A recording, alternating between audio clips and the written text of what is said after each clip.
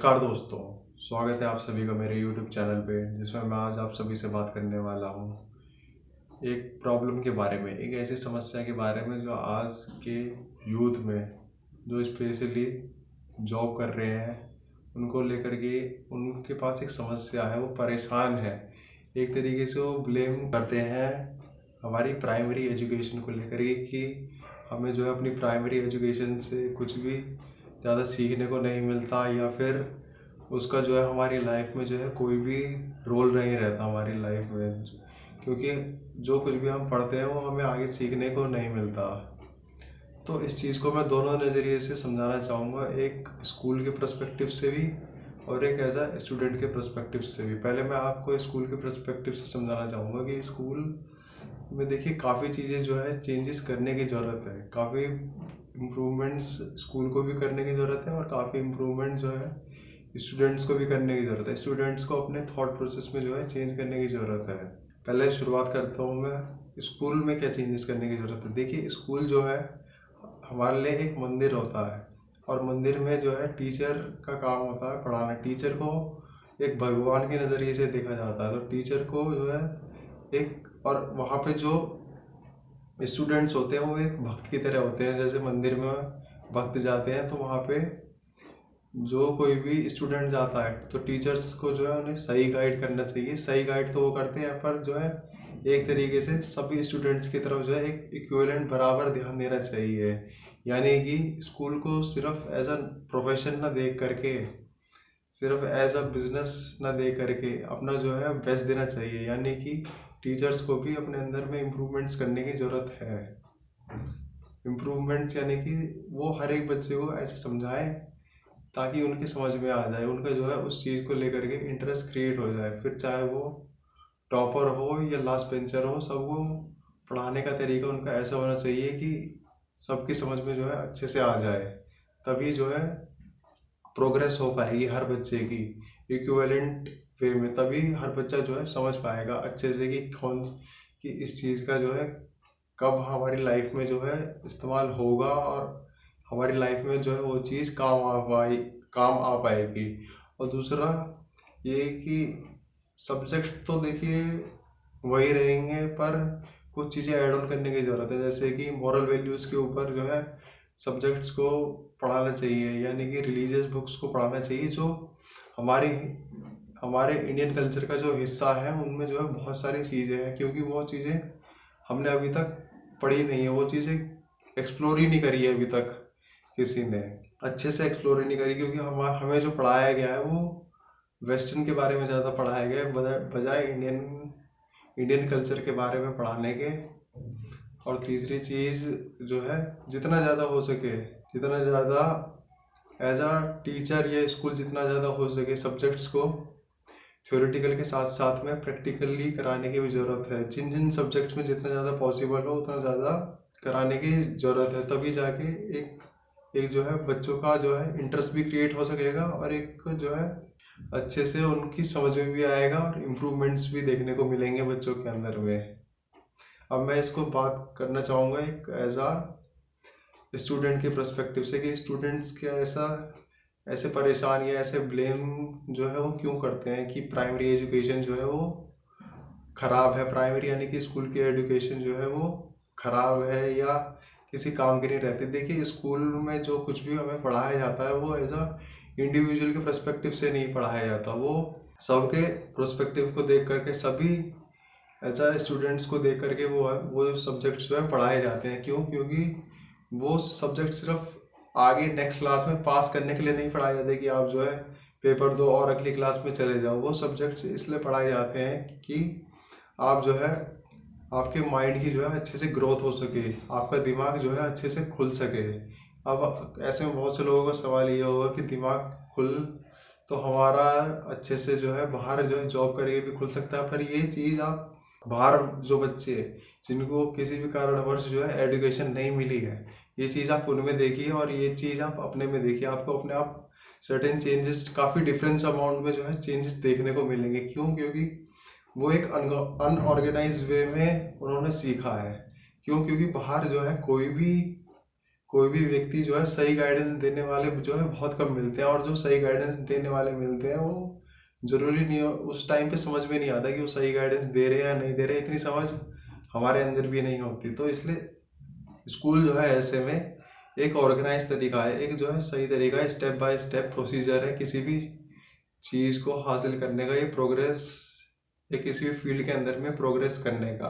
अभी आपके अंदर में है कि आप जो है स्कूल को सिर्फ ऐसा, या एजुकेशन को सिर्फ एज अ जॉब देखते हैं, या फिर उससे कुछ बेटर सीख सकते हैं और अपने अंदर में इम्प्रूवमेंट्स लाके कुछ ऐसे केपेबल बन सकते हैं कि आप जो है उससे जॉब क्रिएटर बन सके। क्योंकि उसी सेम फील्ड से हमें जो है जॉब करने वाले भी मिलते हैं और जॉब देने वाले भी मिलते हैं, क्योंकि सभी की एजुकेशन वही रही है।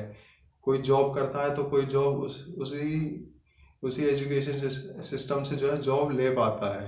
ये अपने इंडिविजुअल की बात होती है कि आप जो है सब्जेक्ट्स के अंदर में इंटरेस्ट दिखा रहे हैं या नहीं दिखा रहे हैं। कि उसी एजुकेशन सिस्टम से देखिए, हर एक की लाइफ में वो चीज़ भले ही काम ना आए, पर जो उस फील्ड से, उस एजुकेशन से जो कनेक्टेड रहते हैं, तो उनकी लाइफ में जो है वो चीज़ काम आती है, वो चीज़ जो है इम्पैक्ट डालती है।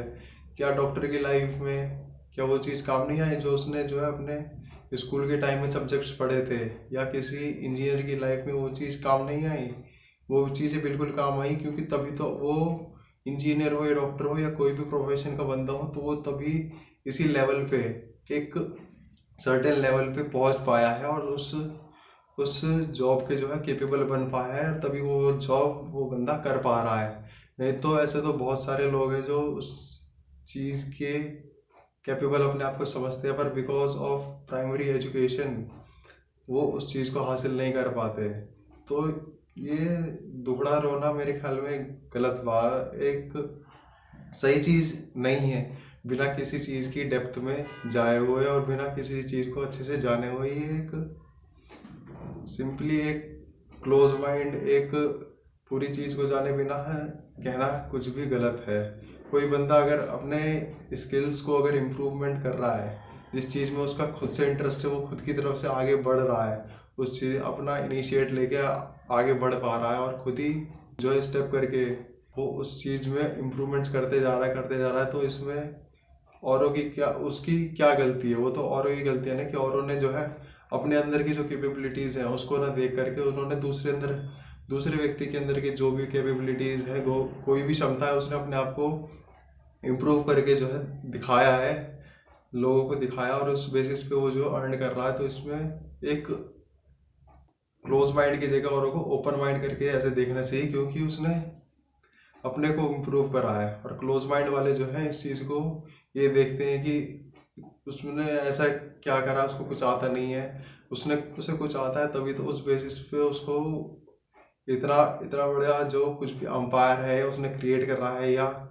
उस जॉब में वो इतना बढ़िया लेवल पे है, तभी वो वहाँ तक पहुँच पाया है।